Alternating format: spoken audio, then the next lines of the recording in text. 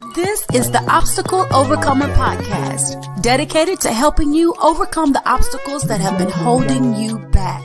My name is Nikki, and I'm a mother, author, empowerment speaker, singer, narrative changer, and obstacle overcomer.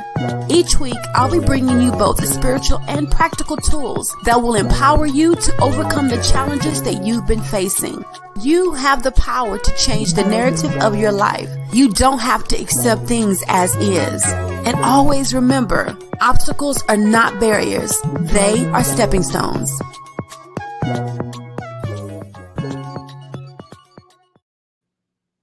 What's up, overcomers? Welcome back to another amazing, empowering edition of the Obstacle Overcomer Podcast. It's your host, your girl, Nikki Johnson, the overcomer and your empowerment coach. Guys, how many of you out there know you're supposed to be writing a book? How many of you out there have been waiting to find out, get the information, know what the steps are? Just how do I get this book into the hands of the people that need to read it? Well, guess who I have with me today? And she's going to break it all down to us today. We have Stephani Mojica, who is an award-winning journalist. She's been published in USA Today. Come on, girl. The Philadelphia Inquirer. Come on, Stephani. She's a business and a writing coach. And today she is going to be our coach. So let's bring the beautiful Miss Stephani on to join us here today. Welcome to the Obstacle Overcomer. Hey. Thank you, Nikki. It's an honor to be here. I'm just thrilled to be here today. It's an honor to have you here, love. So, Miss Award-winning publicist, tell us about, we have comments already starting to come in. Hello, Rhonda. Welcome. Rhonda, if you will, please share. Let everybody know that we are live. Stephani, tell us who Stephani is. Well, first of all, let's start with, how was your childhood? Where are you from? What was life growing up like for you? As a child, and then who was Stephani before she became this business and writing coach? So yeah, I would say that my childhood was better than some and worse than others. My parents, loved me very much. I was bullied severely in school. And it was a Christian school I went to. I mean, we're talking like just years of endless bullying about my race. I'm, part Hispanic. About my weight, I started gaining weight at about 7 because I had asthma, and they had to put me on prednisone, which is a steroid, and that made me blow up. And so they made fun of my weight. They made fun of my glasses. They made fun of me for being smart. Some of the teachers joined in. It was years of hell, I'll just be honest. And I was very deeply depressed, especially as a teenager. I did contemplate suicide. By the grace of God, I did not ever attempt suicide. Yes. But yeah, it was just like I had some close friends and I had family, but it was just, I guess from about ages 7 to 16, it was just really, really difficult in school for me. Wow. But I love the way you started out. You said it was worse than some and better than most? I would say it was better than, I guess, many people's and, worse than some. Yeah. I think everybody has their own cross to bear. Thankfully, I was never sexually abused. My parents never physically abused me. There was a lot of, emotional abuse, especially outside the home, and some physical abuse, like kids would kick me and stuff like that. But I think there's more awareness now about the lifelong effects of bullying and that words really do hurt. When I was a child in the 90s, everybody was saying, just take it. It's kids being kids. Just take it. What's your problem? Why can't you just get over it? So now they're seeing that kids don't just get over it. So I am appreciative of that for this generation. Absolutely. So what were some of the things that you did or your family helped you to do to get over all of those things that you were going through? I mean, my mother always said the best revenge is to be a success. I really focused on my writing. I started writing when I was about 7, 8 years old. My late grandmother on my mom's side was a writer and published author. Other relatives and friends of the family were published authors.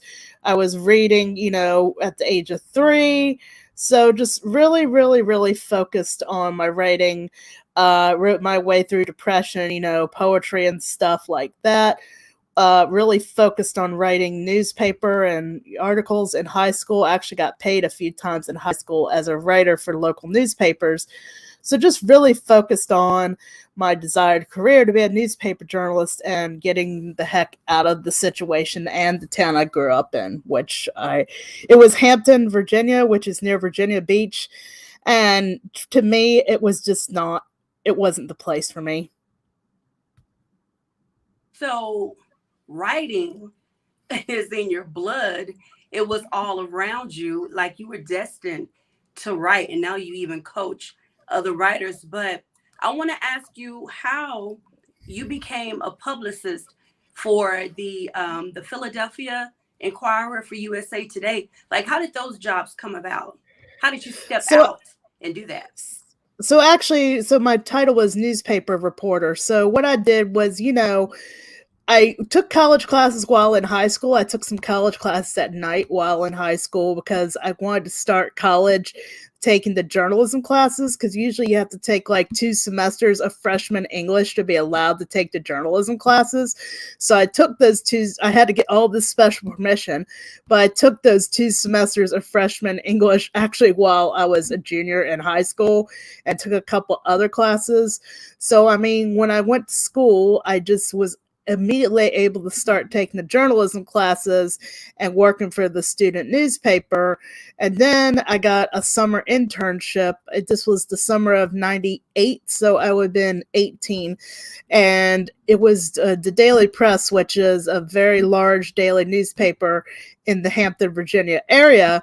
And they actually had a hiring freeze, so they weren't paying new reporters to come in, so they made me do a lot of the work that their full-time paid people would have had to do. So I got a lot of opportunities. I had a lot of articles published. I wound up getting some full-time jobs at smaller newspapers in the area, and then I wound up being an intern for the Philadelphia Inquirer. I think it was in the summer of 2000. So, and actually I was supposed to go into their 2-year training program, but then they had a hiring freeze. See, in the late 90s, early 2000s, people were already starting to see that newspapers were becoming a dying breed. We didn't predict at what level it was going to turn into, but money kind of started drying up right around the time I was really getting started with, my career.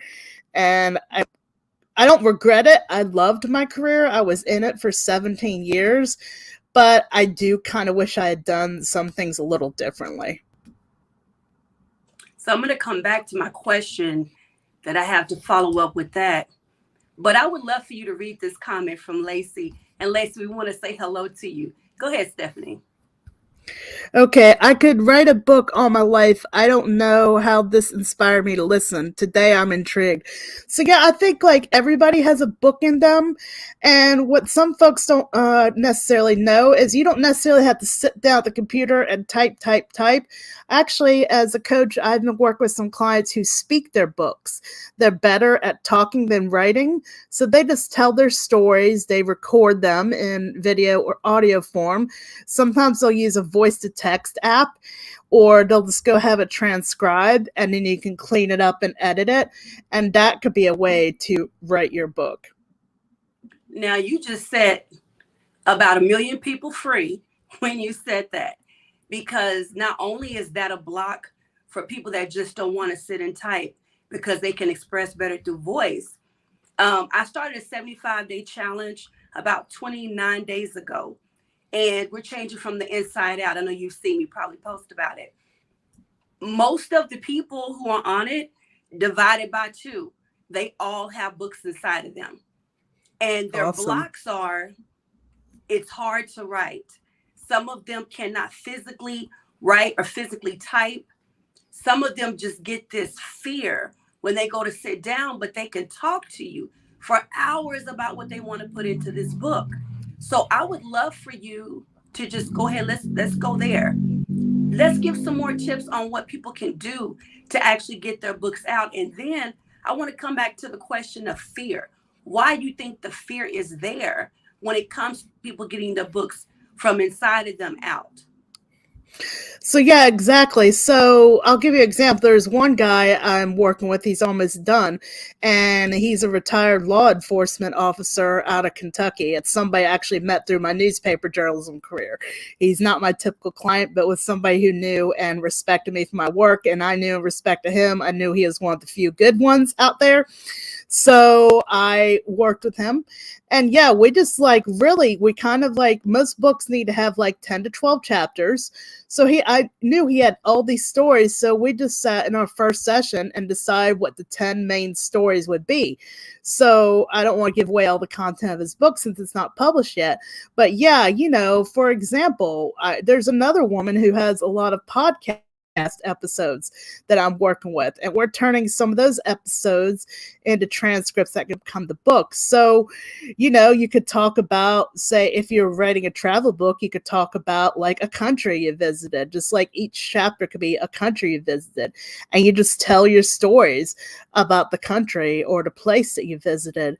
So really, I know everybody has like 10 to 12 stories that they could tell about their lives, or 10 to 12 tips, depending on if you want to do a business book, that could really help folks out. And then, Nikki, you were asking about the fear. Could you repeat that part?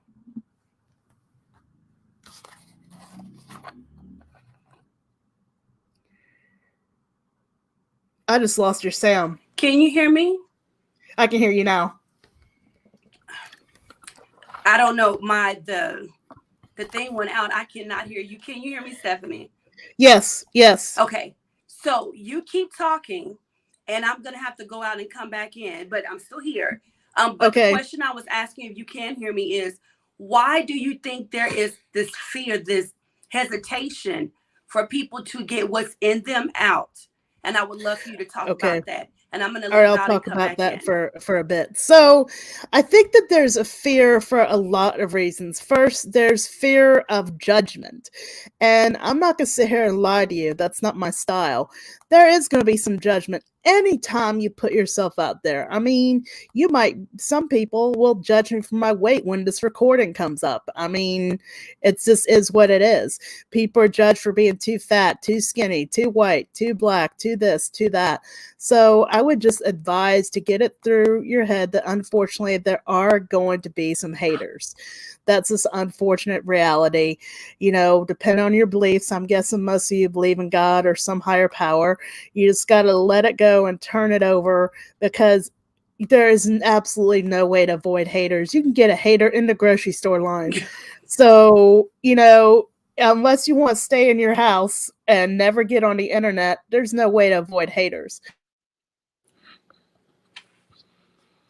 What just happened? Okay, Stephani, go ahead. It muted me. I lost my train of thought. So yeah, there's always going to be go to the grocery store and get a hater.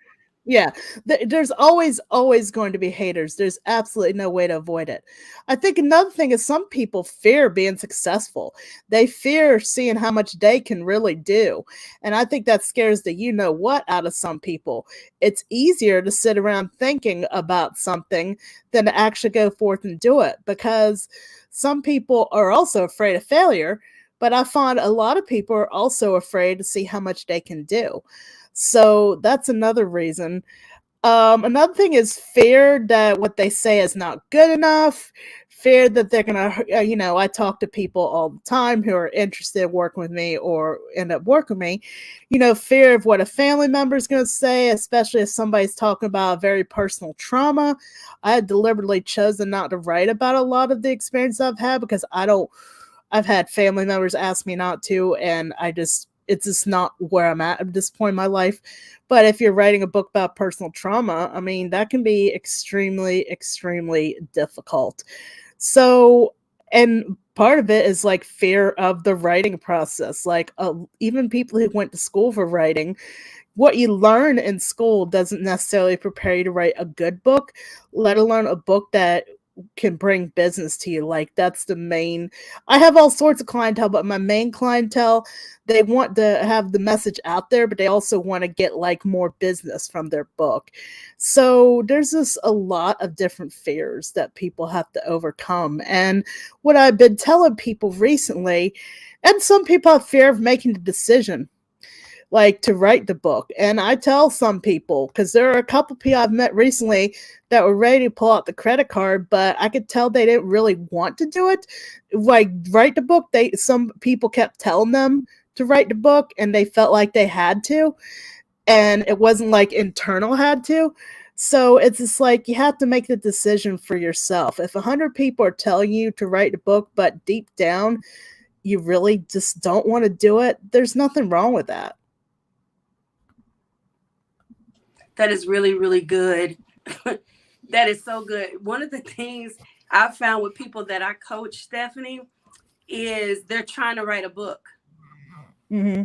They've never written a book. So I said, Right. Stop trying to write a book. Right now, you need to just write. It turns into Right. a book. But people sit down and think, I've got to write a novel right now. You don't. Mm-mm. You've got to tell your No. story. That's what's important. Let's tell your story. What is your story about? What do you want to write about? What is your message? And who is your message for? Because right now you're trying to write an encyclopedia. For what? Because other people have written big, because other people have written big books, so you should write a big book. You don't have all that much information to put into that book. What you need to say is powerful enough in 7 chapters. Let's get that written. So stop trying to write a book and write. What is one of the best tips you give beginning writers that really want to write, but they don't know? I'm sorry, my voice, but they don't know how to begin or what to do. What would you tell them? I tell them to start wherever they want to start. Like, you don't have to start at what you think is going to be at the beginning of your book. If you want to write a story about your grandmother's Thanksgiving in 1986, go ahead and sit down, write that story about your grandmother's Thanksgiving in 1986. And the order you write in does not have to be the order the book is in. I think this throws off a lot of people. They think the book is written beginning to end. I can tell you for myself, I generally write my introduction last. So it's just, I did too. My intro was the last thing I wrote. Exactly. And when I was a journalist, it was the same way. So it's like, just start writing anywhere and try not to overthink it. A book, the manuscript does not have to be nearly as long as you think it has to be, especially nowadays. People don't have the attention span to read like the thick War and Peace from when we were in college. So it's just, sit down and write or talk wherever you want to start. And yeah, like I like what you tell your clients. Like, if for whatever reason you're not committed to writing a book at this point or have other priorities, at least start getting some of your stories told. Absolutely. And when we see books, we think, man, this person was dedicated. They sat down and wrote the very first page, and then they ended up at the last page. That is not how books come together. You may write chapters 4 through 7 before you even write anything else. And then when you start writing the other chapters, you're like, wait, paragraphs 3 and 4 of chapter 7 go better in chapter 1. So now you're copy pasting. So there's a process, but you just have to do it. And here's the thing, it gets worked out professionally in the editing. Stop trying to edit and you haven't written yet. God used to tell me that all the time because I'm a bit of a perfectionist. And I would go back and overanalyze. And he told me one day, stop trying to be the editor while you're still writing the book. Just write. Exactly. Stop it. Just write. Go ahead, Stephanie. I was going to say, that was the other thing I was going to mention. I tell my clients, don't be editing as you go along. That I actually am a book editor. That's a separate service I provide. But I literally tell them, just write. Do not edit, unless somebody absolutely insists, and they would really have to be insistent. I do not, on our coaching calls, we don't edit. That's like not, because you will delete, and second guess yourself. And that first draft is never going to get done. So, some people, it takes multiple people, honestly, to make a good book. Even if you don't work with a coach, you are going to need an editor proofreader and let that person, do their work. Don't try to do it yourself or do it as you go, because then you're never going to get done. Right, because we can be our worst critics. So I'm going to put a couple of comments on the the screen. Stephanie, Sure. I'd love if you would read this one. And welcome, Cindy. And anybody else who is watching and I can't see who you are because you're not making a comment. Thank you. Go ahead, Stephanie. I want to inspire others to look at life in a positive way despite the daily stressors and or significant challenges they may be going through. You're a beautiful queen. Oh, thank you. Let the haters hate. God bless you. Congrats on all of your success. May be blessed with continued prosperity. Thank you. That's a really beautiful comment.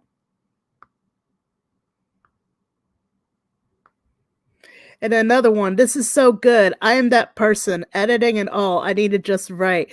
Yes, definitely, Cindy. Just, write. Start writing wherever you want to start writing. So, Stephanie, if Cindy was on a coaching call with you right now and she's telling you, Coach Stephanie, I'm editing too much. I am editing way too much. I'm too much in my head. I'm a little too over analytical of my own writing. What would you say to her to get her out of that? Well, I would just really nicely tell her, the languaging you use can be different with different people. But I would just really nicely, in general, tell her, because I'm not going to sit here and lie. Some people are fine with cussing and some people aren't. Some people literally need that kick in the pants. Let's just say it that way. So because I was a journalist, I can adapt to all types of people. But seriously, I would tell you, in whatever manner is appropriate for our relationship, to not overthink it, that, what your story is good enough. It's important to just write and trust the process. And yeah, just, you can do this. You've got this. I love that. You are good enough. Cindy, I want to see you put that in the comments. Lacey, I want to see you put that in the comments. Rhonda, if you're still watching, put that in the comments. Okay, so she said she needed that. Thank you. Amen. So You're Stephanie, welcome. you help coaches, business owners. You help them to become the experts in their field by putting these things, put their expertise, I'll say, out in books. Tell us about that service. And there you go. Yes, Pastor Jacarla. Exactly. Yep, Rhonda says I would also spend too much time editing my own work. I try not to edit my own work. I actually have some friends that I trade with, or sometimes I'll pay somebody. Yeah, if I edit my own work, it never gets out there. I mean, when I was at the newspaper, we were expected to. And when I say there's a difference between editing and proofreading, like proofreading is making sure stuff's not misspelled. And Right, honestly, I even tell my clients don't proofread as you go, like, because some of them will start. I'm used to it, like, 25 plus years after high school in the field. So I'm used to be able to proofread my work and changing the spelling of something and try not to change anything else. But other people aren't. So, it's just seriously, just don't edit your own work. I can't. So my services, yeah, like I mentioned, like Nikki mentioned, my marketing is to coaches, consultants, business owners. I do have some clients who aren't any of those things. They just really want to get that book written. But generally, I mean, I have all sorts of services. I have a free 5-day challenge coming up. It's called Business Book Blueprint. So in that, what we'll do is we'll be spending 5 days together, maybe 30 minutes a day, and you'll start writing your business book, and you'll see what you can get done in short spurts of time working with me. So the URL is my biz blue. You know what? Let me look that up because I don't know it from memory yet. But you didn't send me that. I would have put that up on the screen for you. When she shouts it out, when she tells us, somebody put that in the comments, please. Whenever she finds them. Yeah, I'll find it because it's literally a new thing. But I work with people one-on-one. I have a one-on-one 90-day intensive where we literally go through my 9-step process. Most people finish their entire book in 60 to 90 days. Some folks need a little longer, but generally you can get people. Let me say it is that. very possible. I haven't worked with Stephanie, but I know from writing my own book, when you become intentional and you make it the priority, you would be amazed at how much of your book you can get finished in a 30, 60, 90-day period. Go ahead, Stephanie. So yeah, what I was saying is, so we work together for 90 days. We have 10 one-on-one sessions, and you not only write your book, but you learn all about the marketing you need to do to get that book out there. Because, like I like to say, you can put the best book in the world out there, but it's not going to do anything if nobody knows about it. So I think most people are pretty familiar with social media at this point, but yes, seriously, that's really important. I have a group program that's starting called 6 Months from Book Idea to Final Chapter. If you're interested in that, you can go to gettheirattentionnow.com/group. That's gettheirattentionnow.com/group. And it's the same thing. It's just at a lower price point, and it's in a group, but it's a small group. There's not going to be any more than 10 people in it. And you also, depending on when you invest, you would get some one-on-one sessions with me. But basically, we take 6 months to go through the same 9 steps, and you get the same result. And then I have a $27 course. I'm probably going to raise the price soon, but it's called Get Your Book Out of Your Head and Into Reality. And that's at getthatbookwritten.com. And you can find all this stuff on my Instagram, my LinkedIn, my Facebook. I have a free ebook called 3 Things You Must Know Before Writing Your Book. Lots of things. And we're going to be putting that information up shortly. So I'm going to give you guys in the audience an opportunity to Q&A. Miss Stephanie, if you have a question, now is the time to ask. If you have a question, now if there are no stupid questions, we do not judge. If you have a question, now is the time to ask. Please put your questions in the comments. We're going to give you guys a second to do that. Stephanie, did you get the website to go ahead? It's for some reason it's not forwarding right now. I'm gonna have to talk to my team, but it's called mybizbookblueprint.com. I'm gonna have to try to find a direct link. There might be something wrong with the domain because we had it up earlier. This is kind of embarrassing, but yeah, it's definitely mybizbookblueprint.com because that's what we've been using, and for some reason it's not pointing to it right now. So let me find a direct link. But yeah, it's the Business Book Blueprint Challenge. And it starts December 6th.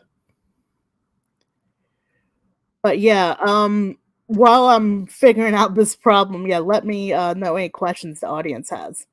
Alrighty, your first question is up. Rhonda says, how easy or difficult is it to publish a book under a pseudonym? Good question, Rhonda.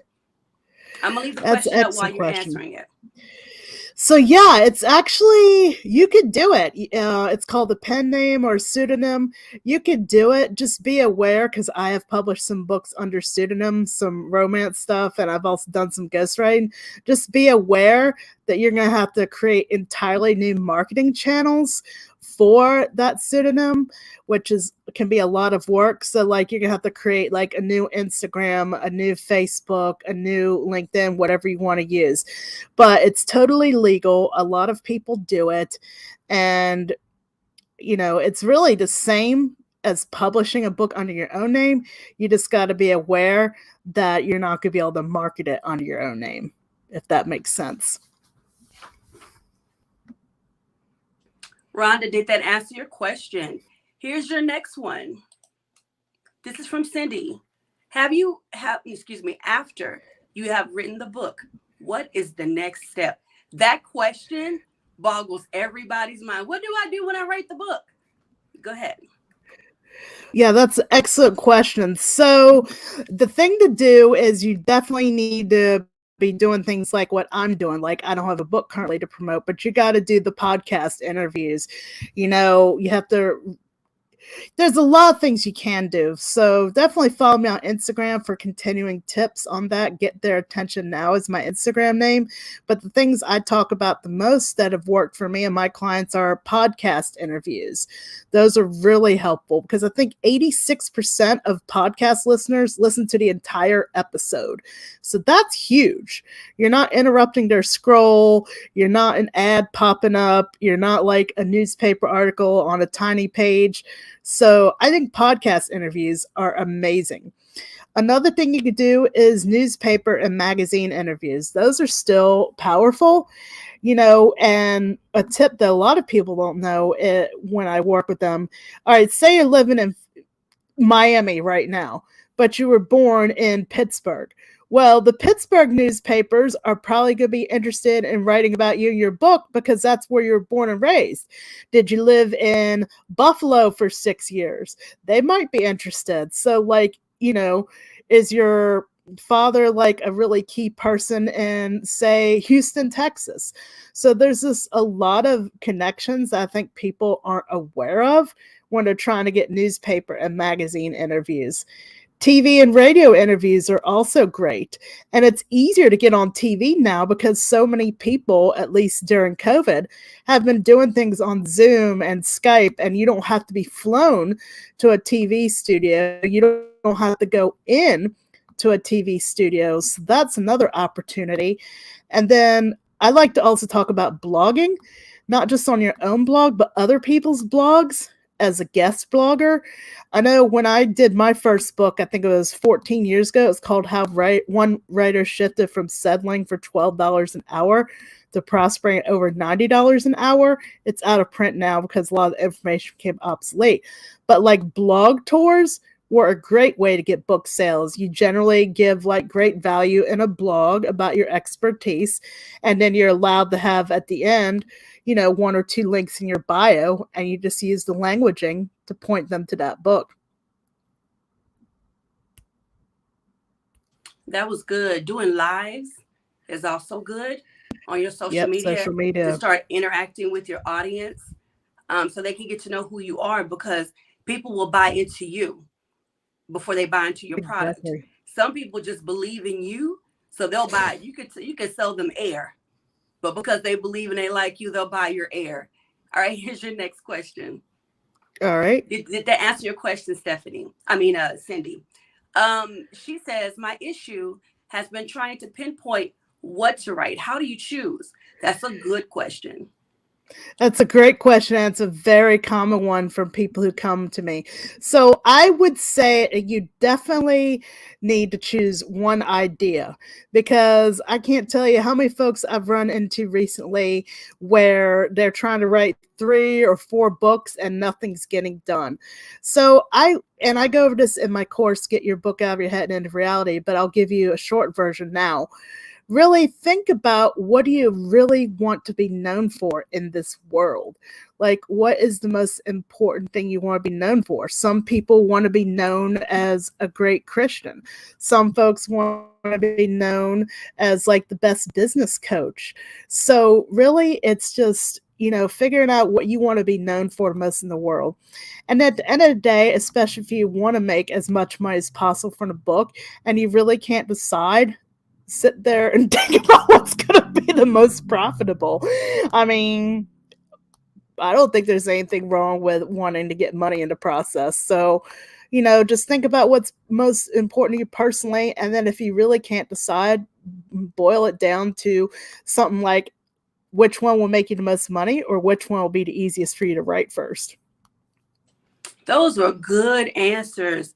If I can add on to that, Pastor Atkins, write down the things that you're trying to choose from, because it sounds like you have a couple or a few things in your heart that you really want to talk about.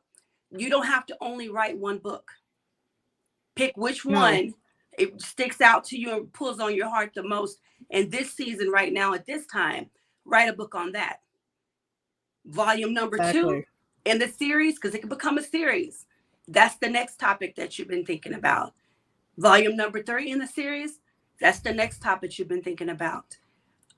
With each topic, I would say write 5 to 7 reasons why you want to talk about that. And then decide from there which baby gets the diaper first, and write about that first. That's what I would offer to you. Exactly. Did that help? On the last advice that you gave Cindy, she says she's so glad she knows some podcasters. And this is going to be our last question. Okay. She says, how do you know who is the right publisher? That's a great question. So, most of the people I work with, we do self publishing just because it's so much easier and faster to get your book to market. You have full control over the message, the book cover, the editing. These could also be disadvantages, and you usually get more of the royalties. However, I have worked with people who wanted to go with a traditional publisher. And I would say, how do you know who the right publisher is? Like, if you can talk to like a human and you feel like they're talking to you like a human, that's how you know that they're the right publisher. A lot of people have come to me after going with a traditional publisher. That's what we call them, and they weren't happy because they felt like they were just like a number, and that they were supposed to have this big marketing campaign, but they only got like a press release out there and stuff like that. I would just say always read any fine print very carefully, because another thing people have come to me, I'm on Clubhouse a lot, so I get a lot of questions like this, is their book went out of print and couldn't be bought, but the publisher still owned it. So they did not have the right to reprint their own work.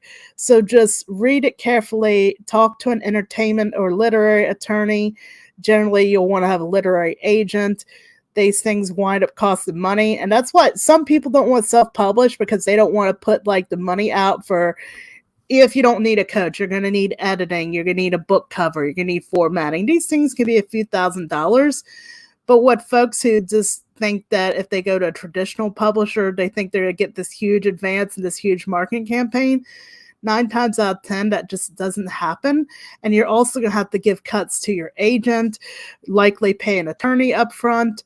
And I've had folks come to me and they had to like hire me to do their marketing campaign even after they went to a traditional publisher, because they didn't get the marketing campaign. So if you're looking to go with a traditional publisher to save money or earn money, I would just ask you, if you believe in this, to prayerfully consider it and talk to like various people in and out of the industry, because it's just not like it was, back in the 80s and 90s. It's just not.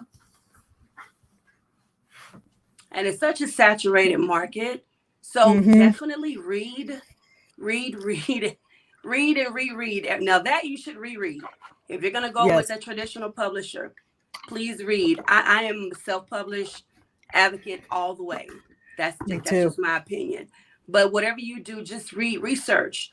Either way, just make sure that you research. Pastor Atkins, was your question answered? She said that was great advice. That's what Cindy said.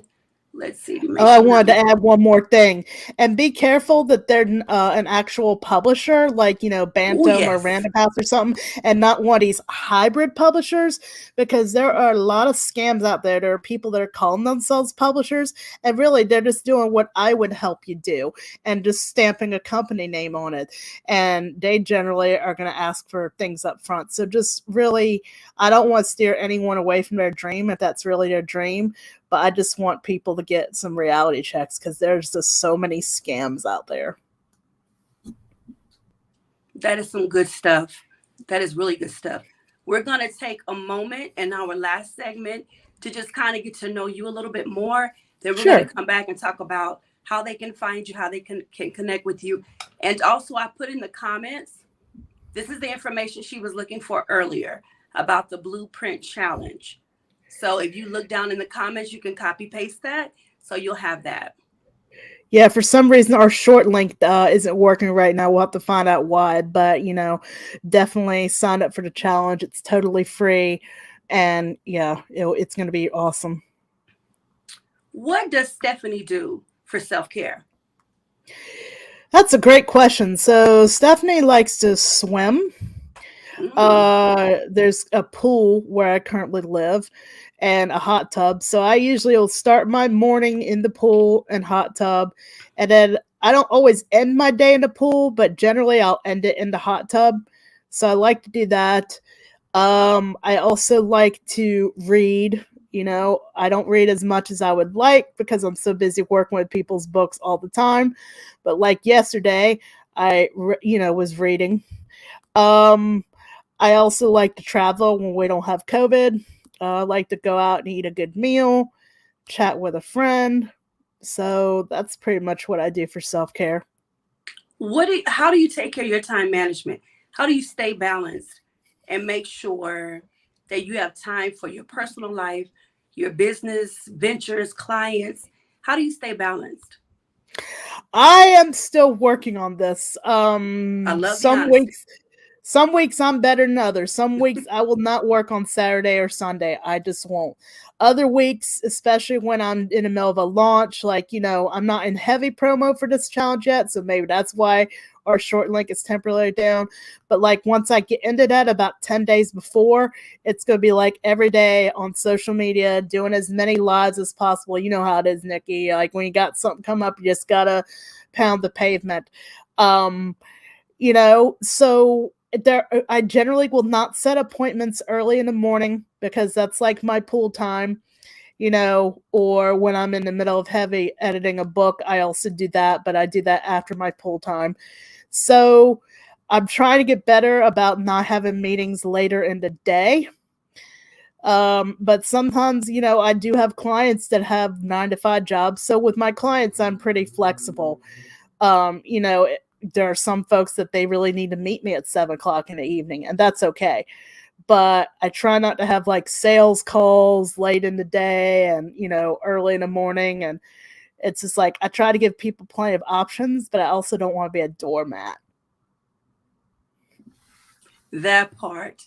How do you stay in love with your passion? That's a great question. So I would say, just I really sometimes I've ignored red flags about potential clients. If somebody's talking a little too much about money and problems and stuff, sometimes I have not gracefully, tried to extricate myself from that situation, went up in drama. But I mean, generally, most of the people I deal with are very good, you know, people who see the value of not only what I do, but what like I help them do. And I think that's the key. It's not really about me, me, me, me, me.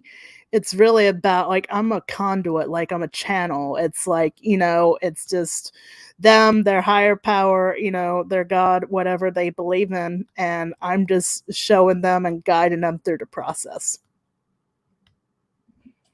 Okay, I want you to go deep on this one. Knowing what you know now, if you could go back and talk to little Stephani when she was going through the years of bullying, what piece of advice would you give her and why? That's a good question.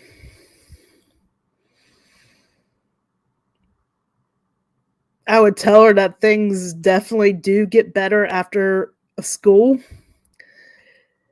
but it's never going to entirely go away. Unfortunately, there's always going to be somebody who is mean or dishonest or just full of drama. And the best thing to do is focus on yourself and those who love and care about you, and really just try to keep your chin up. 2 more questions. Sure. If you could have dinner with any person, dead or alive, who would they be and why? Oh. Could it be a person or a pet? It could be a cartoon if you want it to be. It's your answer. The last dog I had, Tater, I would have dinner with him again because I really miss him. He's been gone almost 3 years. Yeah, a little over 3 years, and I still miss him. I would love to have one more dinner and cuddle with him. Oh, that is so good and deep. So my last question in this part of the segment is, what makes Stephani an overcomer? Well, I would say just like I didn't give up. I mean, there's been a lot of times in my life I could have given up. There were people, even in high school, said I wasn't a very good writer. I would never become a journalist. I got the last laugh on that. Lies they told. Come on now. Yeah, and they never became journalists themselves. And I realize now they were trying to keep me down because they knew they weren't that great. So they're trying to make me feel like I wasn't that great. That part. So, yeah, I mean, so I didn't give up. I really try to be as kind as possible. I know that I can't make everybody like me, but I think it's just not giving up. I love that. I don't give up and I can't make everybody like me. I love those answers. Stephani, let's talk about how everybody can connect with you about either your services or your challenges that are coming up, especially the one that you said, is it the $27 one? That's the intensive. Oh no, the $27 course is it's called Get Your Book Out of Your Head and Into Reality. You can go to, so for some reason it needs to https / from it, but it's at getthatbookwritten.com. So getthatbookwritten.com. My main website is gettheirattentionnow.com. I see you also put where they can get the free ebook. So gettheirattentionnow.com/book. So you can get in touch with me there. I'm on Clubhouse. I'm on LinkedIn. I'm on Facebook, Twitter, Instagram. So, I mean, she's generally, everywhere. if you look up Stephani Mojica and something about books, you're going to find me. And yeah, right now, for some reason, the short link to the challenge isn't working. It's mybizbookblueprint.com. But I know Nikki put the longer link to it, or you can, DM me on one of the channels to get it. You know how tech is. Sometimes things work and sometimes don't. But that challenge is going to be starting December 6th. It's totally free, and it'll get you started writing your business book. I highly recommend you guys take that challenge. Especially if you were drawn to today's show, what are you waiting on? That's all I'm going to say. So Clubhouse, her website, Instagram, LinkedIn, Twitter, all the ways to get in contact with her. What I'm going to do is say goodbye to the audience, but I'm going to leave you on to give the final word. Whatever's on your heart, whatever you would like to share as it pertains to anything we talked about today or that we didn't mention, but you want to make sure that we mentioned. I'm going to give you that opportunity. Thank you all for tuning in. Remember, you all are overcomers. Obstacles are not barriers. If you kick them down, they become your stepping stones. Stephani, the stage is yours. All right. Thank you. So everybody, if you resonate with anything I said today, would love to hear from you. And just, if you're thinking about writing a book, there's nothing wrong with making the decision not to do so. But I believe that everybody listening and watching has a story in them about overcoming obstacles, some sort of expertise, something to share with the world. And we need more stories in the world, more real stories that are authentic and not full of fluff from diverse voices, black, white, brown, yellow, disabled, whatever. So I really would love to be a part of your journey if that calls to you. And otherwise, God bless, good luck. And this has been amazing. Thank you.